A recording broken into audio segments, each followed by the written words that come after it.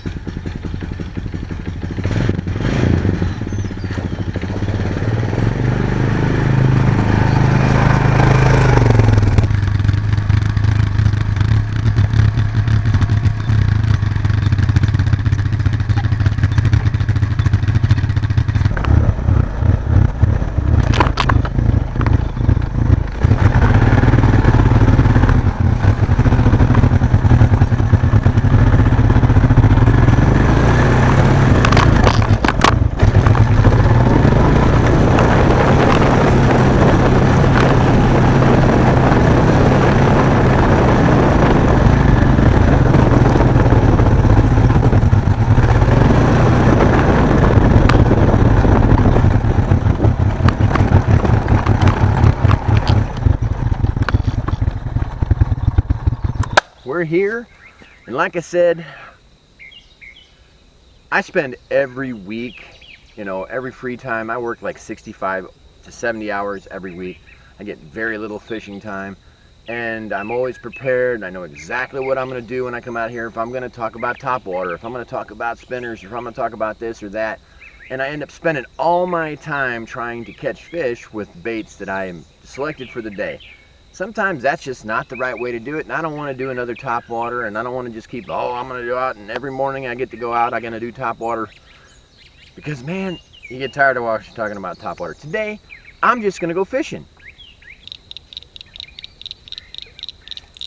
Oh, well, we got a strike.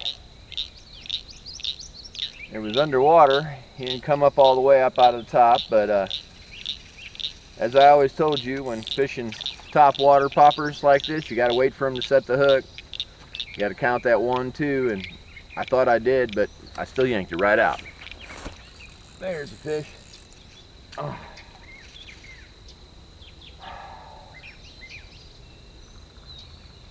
Ah!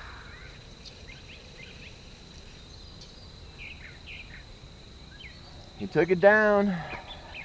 Ah, not happy.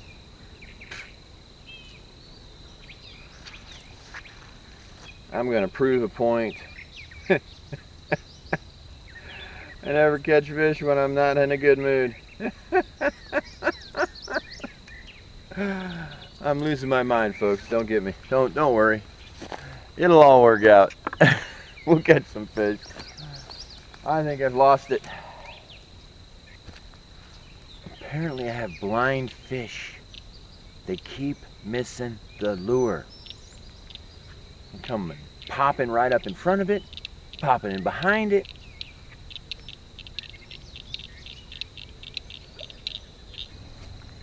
I'm going to change. I'm going to stay top water, but I'm going to go to a live target, a small frog bait. I've been noticing a lot of the frogs are real active. They've been croaking all over the place.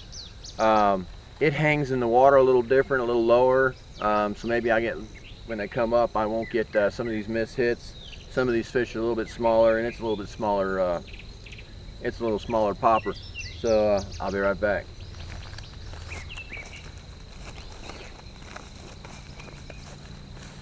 Here's what we're using now is the live target frog popper. It sets down in the water a little bit more. I know they're hitting top water. I can see the rings out there without me even doing anything.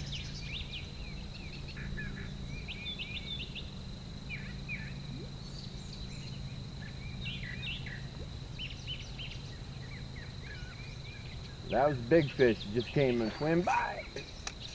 We got him. Oh yeah.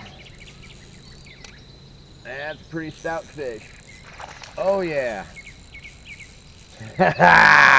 We got one now. He's a good one if I can get him in, because I'm using this smaller pole, only 6-pound test line, so He's popping hard. Oh, come on, fish. Get in here. Don't you get hung up in that grass. Come on. Get up out of that grass. This is at least 3-pounder. 2-3-pounder easy. Maybe more. Oh, and he's gotten stuck in the grass. Well, maybe not. No, I don't know. Yeah, he's a good fish. Come on. Come on up here, baby. Oh, yeah. Live target. Heck of a...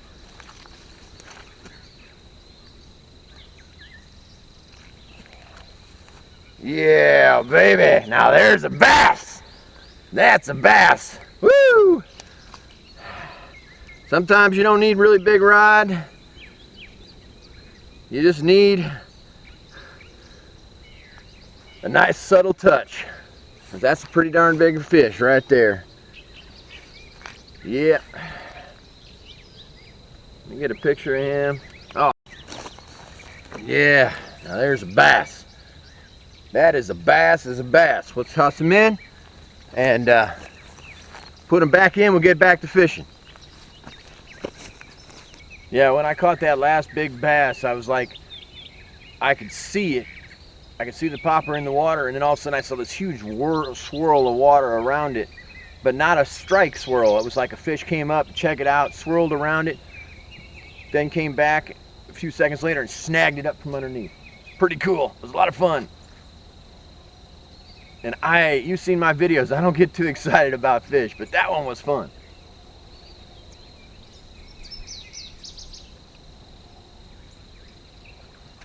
And there's another one. Really starting to like this live target. Frog popper. I don't think this has got the weight that the last one did, but it's still not going to be too bad. Either that or I snagged him. One of them two, because he's not fighting at all.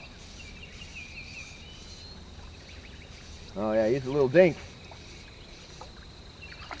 Well, I guess I'm allowed to dink after the big, after that last big one. Yeah, he's a little dink. But anytime you can catch a fish is a good time. The way I look at it. Come on. We all know how much I love getting stuck by hooks, but I'd really kind of like to not do it this time. Little dink! Little dink, it's alright. We send him back home to grow up. He'll be a hog someday. It's amazing how catching a couple fish will make you in a much better mood. Man, I was grumpy. I missed my wake-up alarm this morning. I had limited time to fish. But man, you catch a good 4 or 5 pounder and you're all happy again.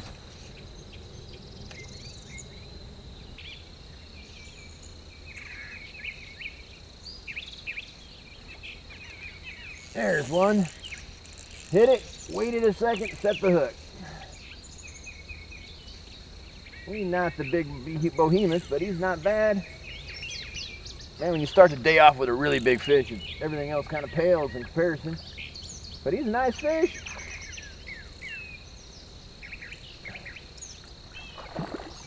Oh yeah.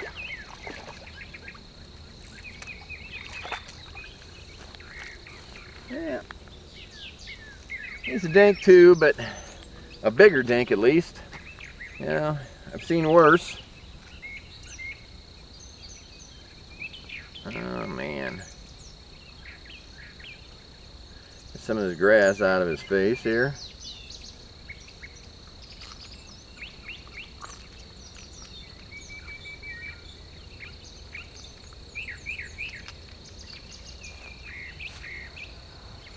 Not too bad of a, I mean, he's a little bass, but we'll take him, you know. Little pounder, half pounder, 3/4 pounder, somewhere in there.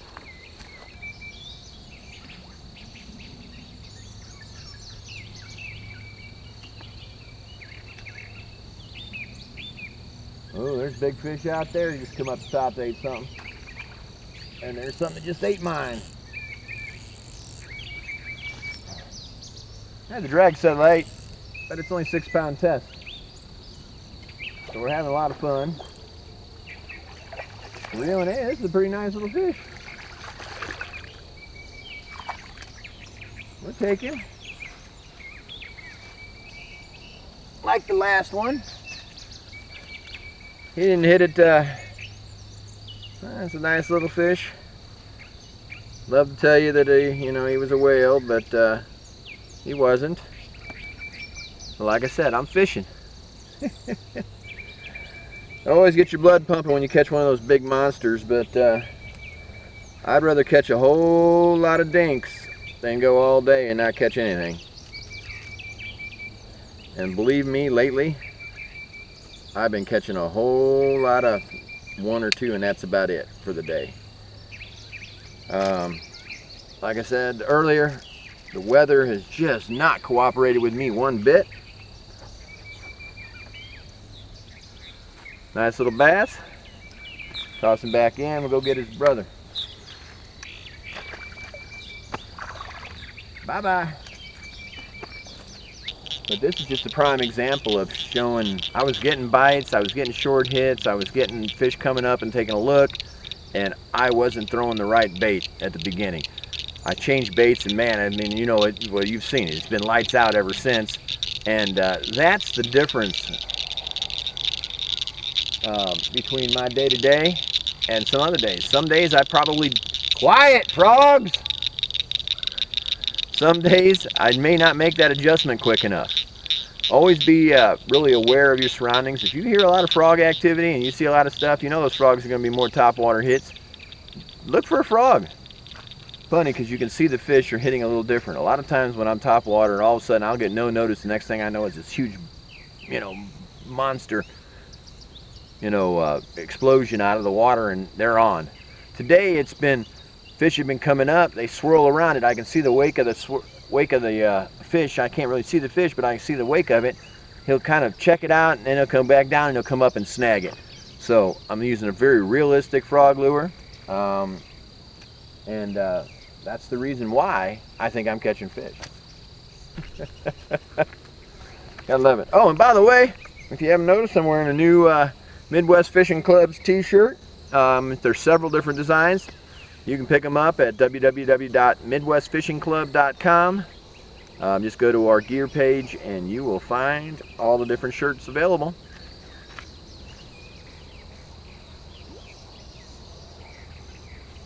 In fact, we have one that's the logo with the heart, or with the pink ribbon, and fishing for the cure. It's been very popular for us so far. It's been Andrew Bebb with Midwest Fishing Club. Just out having a fun time fishing and not worrying about it. Been working with a topwater, live target topwater frog, and been doing real well. I'm gonna take a little break here, go grab some breakfast, bring back the kids. We'll have some more fun.